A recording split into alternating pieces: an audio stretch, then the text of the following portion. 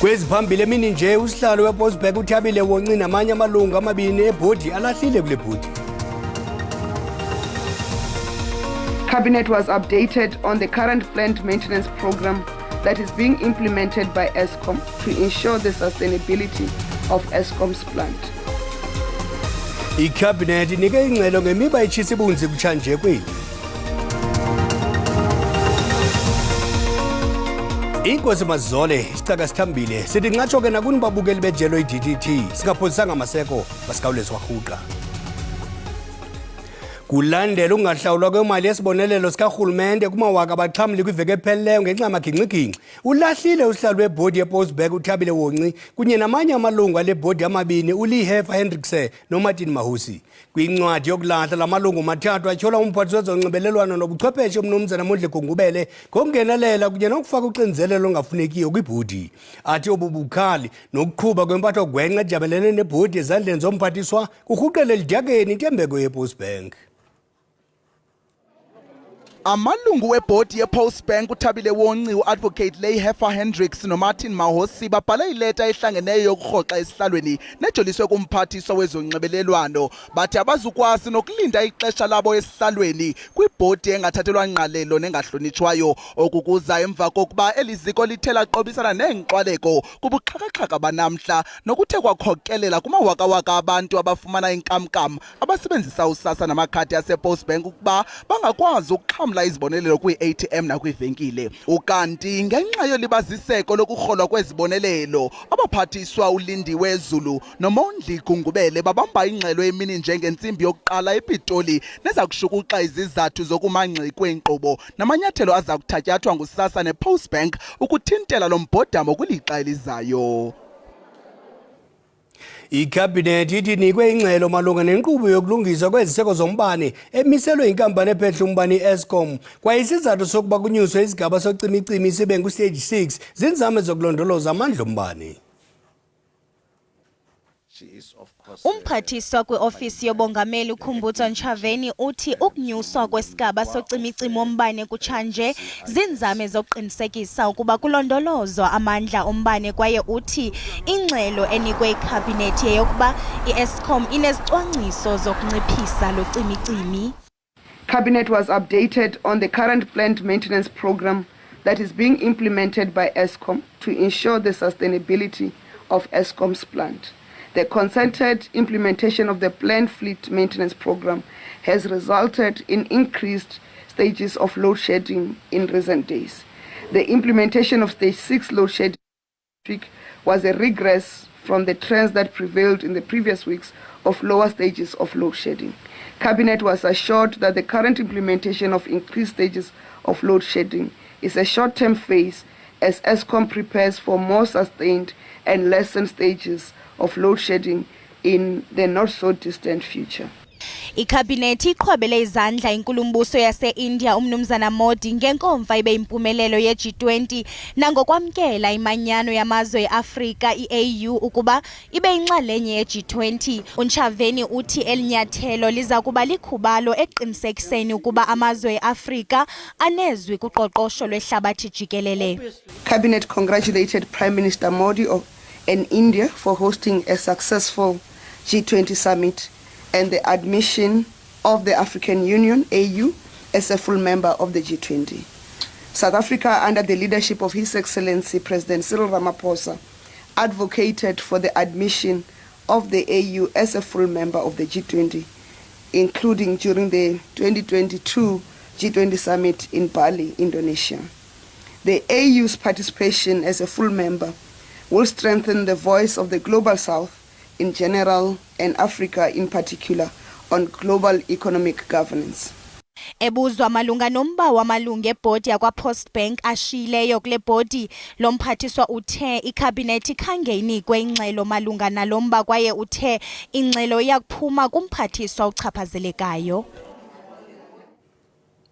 Inkonferensi kuntathu yomfelandawonye weenkonzo zoluntu zezempilo iPublic Health Association of South Africa ibanjelwe eGqeberha igxile ekuphuculeni inkonzo yezempilo yoluntu kweli.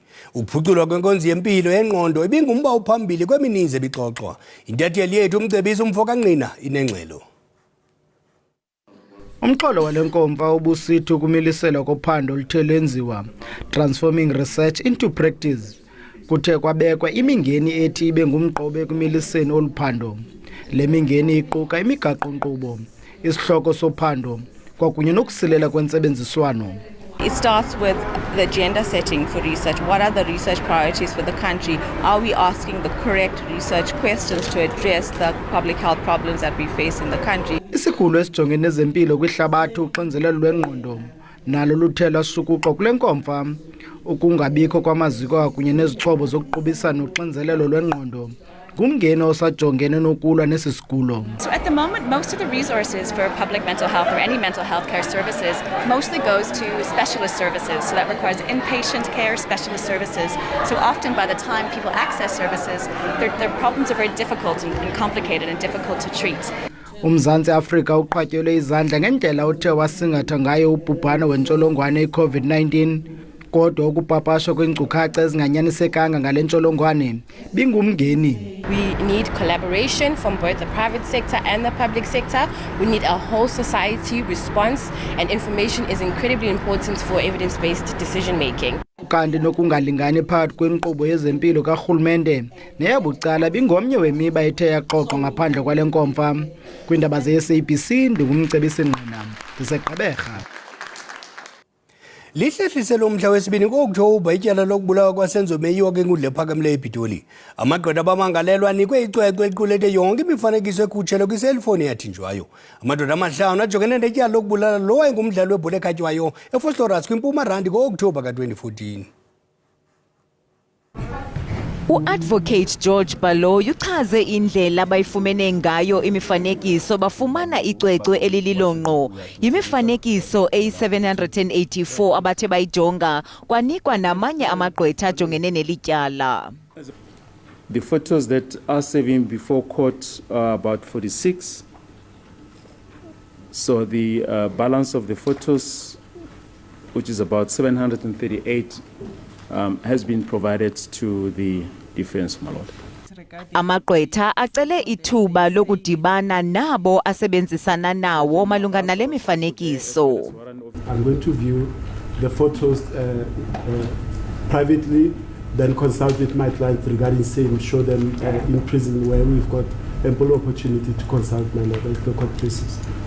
Ujaji Ratha Mokgwatleng uthe ngokulandela umthetho usection 35 inkundla kufanelekile kuba ivumelane nesicelo esivakaliswa ngamagqwetha sokuba nexesha lokuhlala phansi axoxe nabo babandakanyekayo. Ukanti uJaji Mokgwatleng uthe amagqwetha kufuneka aqinisekise kuba ayabonana nabo bonke khona ukuze kungabikho kusilela kwelityala. Lo mba uhlehliselwe umhla wesibini ku-Okthobha. Kwiindaba ze-SABC ndinguSekiwe Ngombane.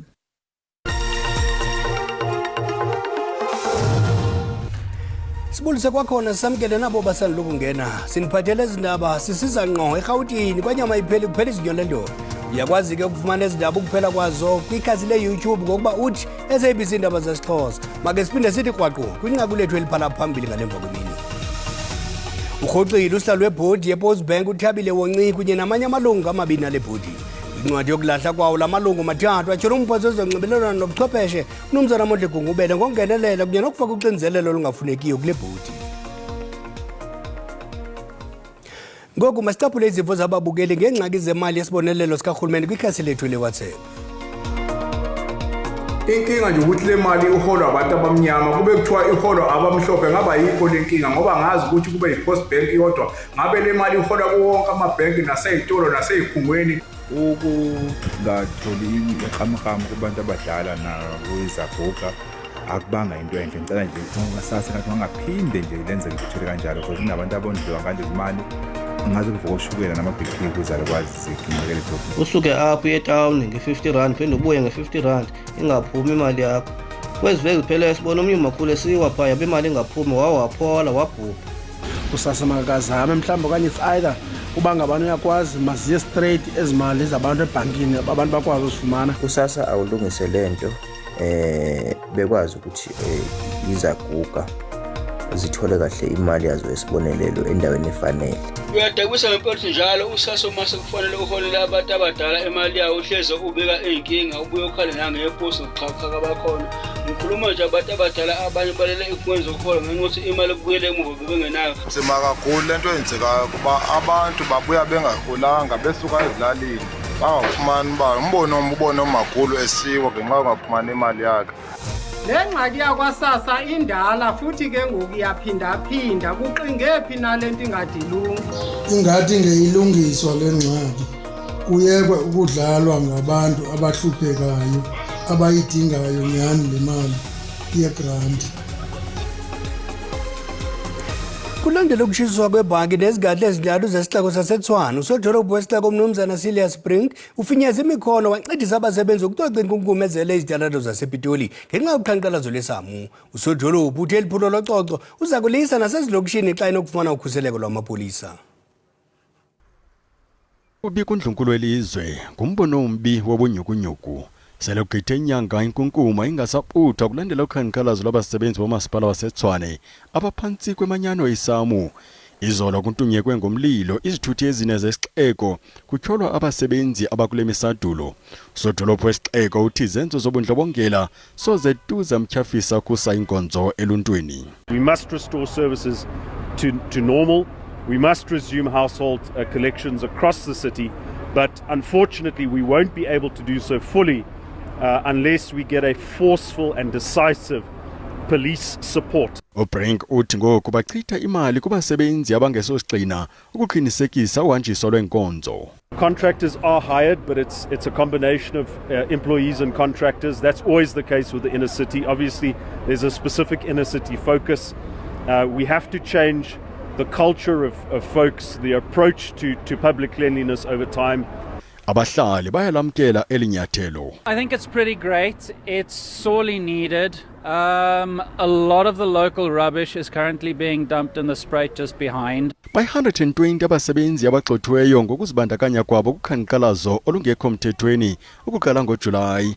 Phakathi kwezinto abasebenzi banyanzelisa ukuchatha ongezelekileyo ka 5.4% kwemivuzo. Abanye omasipala eMhlakoloni abakabinawo amagosa anesakhono sokuba bavelise ingxelo zezimali ezingenachaphaza. Ukukudizwe ngethuba lotyelelo lombhalo wobambiswano ngolawulo nemicimbi yemveli unkosikazi Thembi Nkandimenge eKimberley.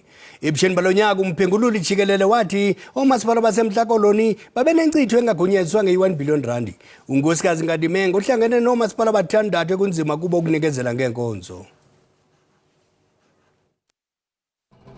Omasipala baseMhlakoloni baphantsi kwengqwalasela ngenxa yokusilela ukuhambisa inkonzo ebantwini phakathi kwezinto. Umphathiswa wobambiswano ngolawulo kuzwelonke unqathe kwisithebe sengxoxo nabanye boosodolophu ukuhlahla indlela eya phambili.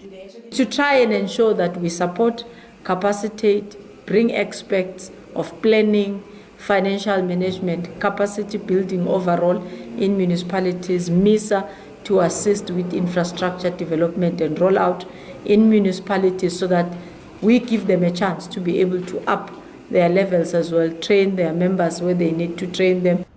Abanye omasipala eMhlakoloni abakwazi ukusebenzisa isabelo mali sabo ngelixa abahlali besokola ukufumana inkonzo ezingundoqo njengamanzi, indlela nogutyulo. The one other issue is where there's underspending in terms of grant funding. It's something that we need to tighten, making sure that we spend the monies because we can't afford to send monies back to national fiscus and our people are suffering on the ground. Njengoko bengamashumi-66 66 omasipala baqhwalelayo kulo lonke eli, umphathiswa uthi isebe lakhe liza kwatyelela onke amaphondo ukuzingela isisombululo kwingquba kaxaka zoomasipala. Ngoku masithi tsixatha ngapha kwemidiya yeli ngamagqaba njinje ezithe qaqamba kwihlabathi. Kusaqhuba ukugxeleshana ngezikhondo zamehlo phakathi kweRussia neUkraine. iRussia inqande ii-drones ezi-37 ngelixa iUkraine ihlasela amatyela ngamashumi 20 kubusuku esivuka kubo. qakatha qelele eArgentina.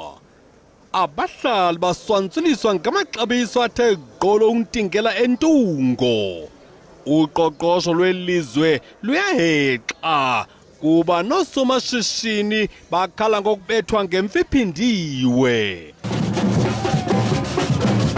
Khwaqu eChile. Abasebenzi badikwe yokosa bathutheleke ezitalatweni zaseSantiago beqhankqalazela ukugxothwa kwabasebenzi bezempilo abangama-7,000 ababeqeshwe ngexesha logilika nkqo kagawule geca icorona. Kwelo kreci izulu bezakhiwo eMelika. Amagosa phezulu kwendlu yengwevu avalelene ngaphe kwerhaladiya nomdiyadiya nezinane ezenzele igama u-Elon Musk weTesla ne-X, uMark Zuckerberg weMeta equlathe iFacebook, Instagram neWhatsApp. Le ntlanganiso yasekhusini iza kuxhobisa amagosa karhulumente ngeemveliso zakutshanje. Xa siqwela ingqokoqo, uRuben Braz waseBrazil ukhulisa imiqhagi emide ngokucoka iinkunzi zeenkukhu ezinkulu kunye nezikhukukazi eziyimidongodongo. Aqui é o galalau, né? Aquele galo que a gente tem uma... Uthi lena yigalalawu ineminyaka emithathu budala ngowena mqhagi mkhulu eBrazil nakwihlabathi liphela. Gigantes urubus é o maior galo que já foi produzido no Brasil e no mundo, né? Ngenxa yemiqathango yomkhuhlane wenkukhu, uBraz lo uxoza mphini wumbi ngokuthengisa amaqanda athengisele nomakhelwane. Qonqololo.